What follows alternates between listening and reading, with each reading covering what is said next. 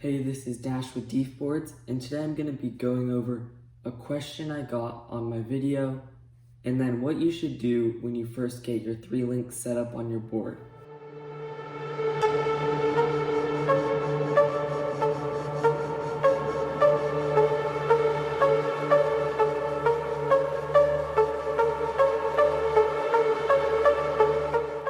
So first I'll go over the question, which is, how do you adjust your radius rod angles? So on the screen I'll have a video overplaying this, but what you'll do is there's 3 holes on the base plates, and those are each an angle. The closer to the ground it is, the more stable. The closer to the sky it is, the less stable it is, and the more turning radius you have.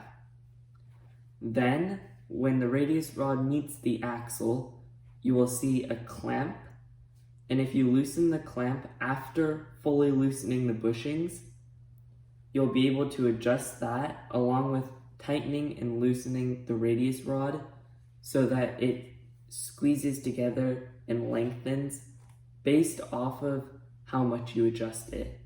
So now we'll get into what you do when you first get your 3links.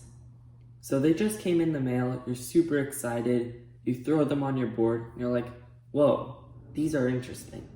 They turn different than most normal trucks do, and they're also just different overall. Once you get them unpacked and you get used to them and you go over all the parts, tightening down some screws, what you're gonna wanna do is put it on your board, obviously.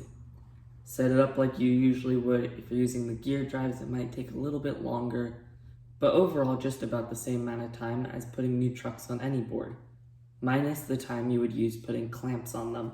So what I'm about to tell you is what Mario told me when I first got my 3links, and I asked him for a couple pointers on how to get used to them.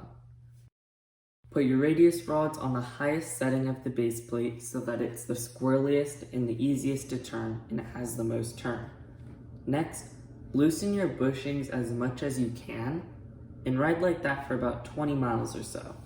Then what you're going to want to do is, while you're riding, flick your ankles back and forth as you can see in the video showing above.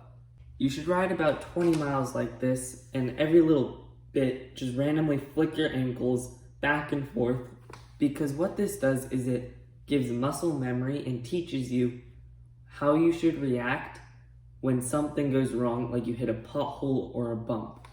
This has saved me a bunch of times because while usually on normal trucks when I didn't do this, I would hit a bump and I wouldn't know what was going to happen. They're going to squirrel all over the place and I'm just going to fall off of them. But on the 3link, since I did this, I got used to their reaction and how they react based off of my weight and to the road. Now when I hit a bump or a crack or the wheels lift off the ground a little, I'm able to just not think about it, and my body knows what to do, and it corrects the board and makes it stable again so that I don't have to worry about it.